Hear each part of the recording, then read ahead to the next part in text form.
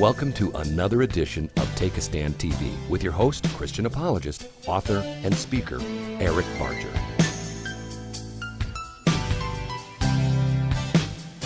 You can subscribe to our updates and find Eric online at ericbarger.com. Now, here's Eric Barger. Hi everybody, I am Eric Barger and this is Take a Stand TV. Thank you for joining me for this segment. You know, if you're like me, you probably have had election burnout maybe more than once during this election season. I certainly have. But many times I just didn't want to know anything more. You know, all the controversies about who would support who and all of the dirty tricks and all of the things coming out about the different candidates and so on, whether they be true or not. We just had enough. It's time to vote. We still have 2 more weeks to go. I've already made my decision who I would vote for, and it's not a perfect candidate by any means, but I know who I won't vote for, and for specific reasons. And as many of you know, I have actually put together a DVD that deals with the spiritual life of Mrs. Clinton, and we're going to talk about some other things that deal with that same topic during this particular segment. In fact, the segment is called The Clintons' Voodoo Connection. The Clintons' Voodoo Connection. Now, this is material that was not available, or I didn't know about anyway, when I put together the DVD several months ago, New Age or Not, What Difference Does It Make? In fact, that DVD chronicled the progression of the religious ideas that have brought Mrs. Clinton to where she is at this point in time. And here I'll show you kind of a slide of what it looks like. New Age or Not, examining the spiritual life and influences of Hillary Clinton. And with this new information, I think it's important, it's vital actually, that we would have this information. First though, before we get into it and start unraveling some more of Hillary's dangerous spirituality, which it really is, we're talking about giving the nuclear keys and the control of our armed services over to a lady who claims that she's hearing from Eleanor Roosevelt in the spirit realm and Mahatma Gandhi in the spirit realm, and that there may be others we don't even know about. Well, Eleanor and Gandhi are not around for comment. Mrs. Clinton is talking to a masquerading demonic spirit according to the Bible. The Bible reserves the strongest condemnatory language anywhere in its pages when it condemns the 9 forbidden practices of the occult that we find in Deuteronomy chapter 18. And one of them, in fact, the last one of those 9, is necromancy. That's the idea of a seance, of speaking to any spirit in the spirit realm except God the Father in the name of Jesus Christ by the Holy Spirit. And Mrs. Clinton, of course, would claim to be a Christian. She has claimed to be a Christian many times, but she is involved in a practice that God forbids exclusively. And you and I as Christians should understand that. Well, I want to show you a few slides that will kind of get us into where we're going. These slides came from the DVD New Age or Not. This is CNN Politics. Hillary Clinton channels Roosevelt's in first campaign rally. You know, the Clintons have always wanted to be the Roosevelts, especially Mrs. Clinton. She dedicated an entire room in the White House when she was there as First Lady to Eleanor Roosevelt, and she has followed what Eleanor has told her, or the spirit that she thinks is Eleanor, that's been speaking to her now for over 20 years. Over 20 years. Why is the news media not talking about any of this stuff? Why are we not hearing this out of the mouths of the news media? Why is Bob Woodward, who wrote a book about this back in 1996 and chronicled Mrs. Clinton's running toward the world of the occult, why is he not talking about this? There seems to be just like it's old news and no big deal, but there are people going to vote during this election cycle. They're going to vote for president, and they weren't alive when Mrs. Clinton was doing these kind of things and when it made the nightly news. And we hear people chuckle about these things. Recently on radio, Jan Markell and I were talking about how people chuckle over these things. They chuckle over the idea of necromancy. It's no laughing matter, my friends, no laughing matter at all. Mrs. Clinton may love Eleanor Roosevelt and want to be like her, but she is not communicating with Eleanor. She's communicating with the spirit that has the likeness, and maybe the vocal inflections would sound like the recordings of Eleanor, but and maybe have all the historical facts of Eleanor Roosevelt, but this isn't Eleanor. Eleanor is not around for comment. You know, when I began to think about putting together the DVD, I went down to our storage area and rooted around most of one afternoon trying to find my old transparencies. You remember those days when we had overhead projectors and we had to use transparencies? We'd flip them over and show them on a screen behind us. Well, that's the way I taught for many years. And back in the 90s, I had researched Mrs. Clinton's spirituality, and I knew I had information about her, things that would not be on the internet necessarily, because the internet hadn't been invented in 1993, 4, and 5. When I was doing this, very few people were on the internet. By 1996, a few were. Our website's been on the internet since 1997. And so we're early on in this process, considering when people begin to actually buy web addresses and go on the internet. But I found the transparencies, and I found some things. I found pictures and also quotes and magazine articles and so on in those transparencies that are not anywhere on the internet. And this is one of them. This is a Native American shaman blessing Mrs. Clinton. Now, folks, this is the world of the occult. That's from Time magazine, May 12, 1993. But that is the world of the occult. When you're involved with going to God some other way besides through His Son, or you're trying to get to God or a God force in some fashion, such as the New Age movement, going to different gods or evil gods. Well, Mrs. Clinton certainly has a spiritual odyssey. There's no doubt about it. Here we see a picture of her dressed up for Halloween, it looks like. And of course, people said she was a New Ager, and she decried that back in Newsweek magazine back in 1993. But they've also accused her of a lot of other things. I believe this is just for Halloween, but it does show something to us, maybe more than we really wanted to know. Now to our topic tonight about the voodoo connection. This is Max Beauvier. I believe that's the way you pronounce his name. I'm going to pronounce it like that during this segment. He was born in 1936, died in 2015. He was Haiti's Grand Master of Haitian Voodoo witchcraft. He was the Grand Houngan. And so this is a guy that has some power. So from seances at Camp David and the channeling sessions in the solarium on the rooftop of the White House, it may not be such a big leap if we go on to the spirituality that the Clintons may have discovered on a trip to Haiti back in 1975. This particular man that you're looking at on the screen, he was the head of 6,000 Haitian witch doctors. He was the one they looked to.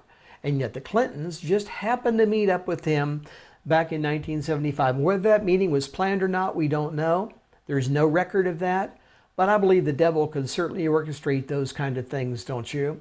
So, as we go on now, we understand that this fellow taught Catholicism and West African religion mixed together, a hybrid faith with a single God, but with 401 distinct spirits.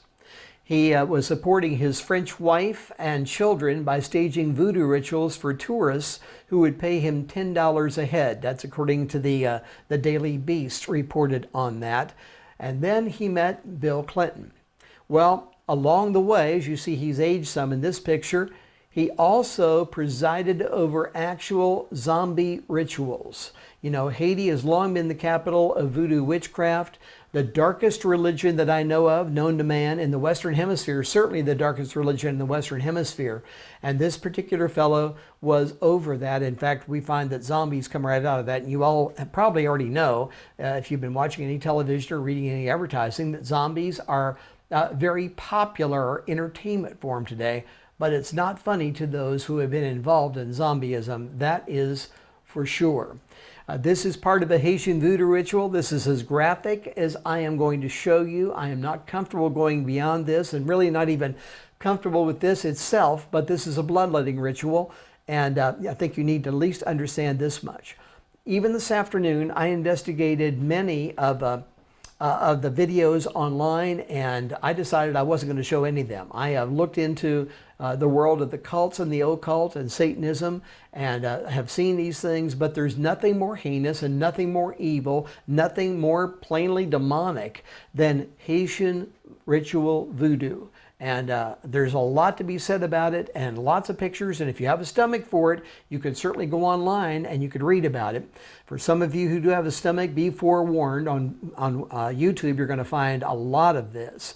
I remember today, I sat earlier today just whispering, "Dear God," under my breath, just watching a few of these videos. And that's why I've chosen not to show you any of those clips this evening. After Bill Clinton lost his first bid to become Arkansas's Attorney General, he and his new wife Hillary traveled to Haiti, where he met with Max Beauvier. And according to the left-wing blog, once again, the Daily Beast, and other media sources as well, where I've read the same accounts, Clinton displayed great interest in voodoo, and evidently the Clintons spent an entire night with Max Beauvier and also attended a Haitian Voodoo ritual. Now, what would make a couple of people who would claim to be Christians do that kind of thing? What would draw them in? What kind of seducing spirit would drag Bill and Hillary Clinton into that early on in their lives back in 1975? Well, here we see a picture from the Haiti Observer, former President Bill Clinton and his experience with Haitian Voodoo. You can find for yourself what is being written about Bill and Hillary in those days.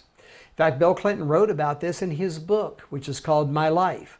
Back in 2004, it came out, and he was paid, by the way, $15 million, the highest advance ever paid to an author at that point in time for his book, and he wrote about it in his book. In Haiti in 1975, according to the Daily Beast, they said the Clintons then watched a ceremony in which spirits were summoned to possess the dancers. And look at this, and believe me, there's a lot more I could say, and this is as far as I'm going to go. A man ran a burning torch across his chest and then tread or walked on hot coals. A frenzied woman bit the head off of a live chicken, and dancers collapsed as spirits then departed. That's what the Daily Beast reported happened during the Haitian Voodoo ritual that Bill and Hillary were involved with. Would you have stayed? Would you have sat still while that was going on? I think only for research, and maybe not even then, because I know enough about voodoo that I don't have to go and watch it. I might have thought about it, but I wonder, did the Clintons really understand what they were getting into? Now, I could have shown you videos of those things happening. I saw pictures this afternoon researching online of a man sticking a torch into his mouth, a lit torch. Two pictures I saw, that come to think of it. And so this is the kind of thing that the Clintons were privy to that particular day. Notice the look on the woman's face. It's demonic possession. But they didn't understand it. Maybe it's the fault of those who've been teaching them. There's a voodoo doll right there. And here, of course, look at the blank stares. Over and over as I viewed these pictures today and watched the videos, I saw these blank stares. And I saw how Satan would take control over people. And I saw what he wanted to do as he would try to destroy their lives. And of course, this is all a mockery of truth as he does those kind of things, because this is all about rituals. What was Bill Clinton attracted to? I see a note here, or to myself, what was he attracted to? So much for the choir boy from First Baptist Church in Little Rock. That's all I would have to say about that. But there's more, there's more. Bill Clinton wrote in his book, Haitians' ideas of how God is manifest in our lives is very different from that of most Christians, Jews, or Muslims. But their documented experiences certainly prove the old adage that the Lord works in mysterious ways. Come on, Bill. The Lord works in mysterious ways. Did you not learn any Bible when you were in First Baptist Church in Little Rock or wherever else you went to church? Did you not know what the Scripture says about witchcraft and voodoo? This isn't the Lord working. This is Satan working. This isn't the works of God. This is the works of the devil. And I believe with all of my heart that the devil is a real entity that people have to deal with. Of course, we have to deal with his minions. I don't know that I've ever had to deal with Satan himself, but I've dealt with demons. I've dealt with the demonic. I have battled them myself, for myself and my family, as well as I've helped people be delivered from demonic spirits. When I see this kind of thing, it just so incenses me that somebody with a Christian background or alleged Christian background as Bill Clinton would make a statement that the Lord works in mysterious ways. I wonder what kind of editor he had to give him that material. I'm really not sure. So what was the outcome of all this? What was the bottom line that took place out of what we see here? Well, I'm not sure if we can say that all of Bill Clinton's trysts and affairs would come into play here, but what was the outcome? What was the outcome? Well, again, for Max Beauvoir, he came to Washington, D.C. in 1996 when the Clintons were there in the White House as Bill was president. And he founded a religion there, or a temple of religion there. It was the Temple of Yahweh. Yahweh, that is Y-E-H-W-E, to try to bring respectability to voodoo as a viable, acceptable religion. And I got that right from the temple's website, and there's a picture of it. According to their website, and these pictures were taken off their website in October of 2016 when I'm making this particular segment of Take a Stand TV. The purposes of the temple was to unite publicly with the temple in the belief and in the love of the divine power of the supreme creator and ruler of the universe, and to increase among its members the sentiments of devotion, fraternity, and tolerance by the practice of the religious observance of the voodoo rituals and rites. Bill Clinton tweeted about the good old days. Really, it doesn't appear that much has changed, though, with the voodoo and witchcraft and occultism. Even in those early days, the Clintons were using their influence in much the same way as been alleged recently with the Clinton Foundation. There are millions missing in Haitian relief money, and influence peddling appears to be palpable. And then we learned that Hillary's brother was awarded a very rare mining contract by the Haitian government after our State Department, when she was Secretary of State, sent billions in aid. There certainly are a lot of coincidences that are swirling around the Clintons these days, aren't there? Well, superstition is the very crux of Haitian voodoo, and here Bill Clinton fell into the trap. In 1998, WorldNetDaily reported that acting on the advice of the Houngan, or sorcerer supplied by then exiled President Aristide, Clinton did not change his underwear the last week of the 1992 campaign. He didn't change his underwear the last week of the campaign. I think that's TMI, as young people say. That's too much information. But think about it. He fell right into the trap of the superstition. Now, does it work? Does witchcraft work? Does the occult work? Does Satanism work? Does voodoo work? Yes. But we need to be asking, by what spirit is it working? According to the Bible, we have that answer already. It's by one of many, many demonic spirits, or by Satan himself, that these things are working. By what spirit does it work? And here's Bill Clinton not changing his underwear the last week of the campaign when he beat George Bush in 1992. It would appear he was getting advice, or at least being manipulated, if you will, by someone involved in voodoo witchcraft. WorldNetDaily goes on and says the same Houngan, that would be Bouvier, who cast a malediction on President George H. Walker Bush, that is President Bush 41, by manipulating a doll made in the president's image. And the torment climaxed when the Houngan caused Bush's projectile vomit into the lap of the Japanese Prime Minister as the world looked on. Could that have happened? Yes, it could have happened. And there's a picture, once again, of a voodoo doll. Could it be that a spirit attached itself to Bill and Hillary Clinton way back in 1975 during that first visit to Haiti? And could it be that that demonic activity eventually induced Hillary's attraction and affinity to New Age activities some 20 years later while they were in the White House, as she was introduced to Marianne Williamson, Jean Houston, and others involved in the New Age movement? Yes, it certainly could be, though we don't know and can never say unequivocally. The WorldNetDaily article here talked about the testimonies of Haitians who reported that Aristide had developed a, quote, powerful grip on Clinton's psyche through the power of voodoo. We don't know where this is at today, folks, but we know it's serious. Now, can we suppose the Clintons are now utilizing some of these same powers in today's election season? What a question that is. Just think about that. What a question that is. Could they, having once been manipulated by voodoo, understanding how it works, could they now be either employing someone to actually do that, or could they be doing it themselves? We don't know. We don't know. But I think the possibility exists, considering that Bill Clinton found out it worked for him in 1992. It caused his rival, George H. Walker Bush, to projectile vomit, or at least that is the story. Think about it. I know some of you who are Christians are saying, oh, that's just a little too creepy for me, a little too weird, a little too spiritual.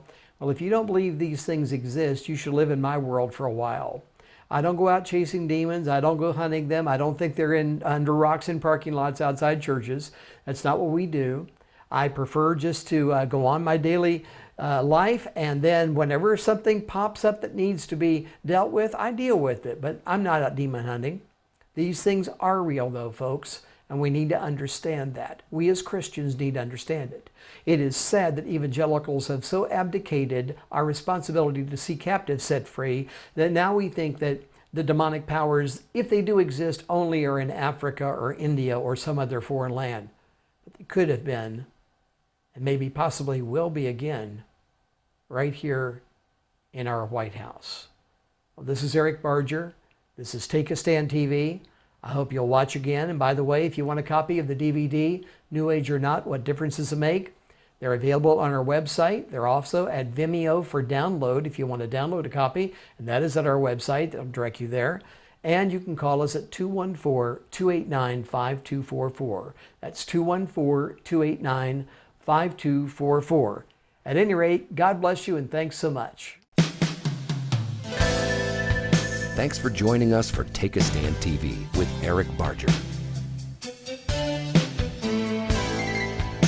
We welcome your comments and questions. Please visit us at ericbarger.com.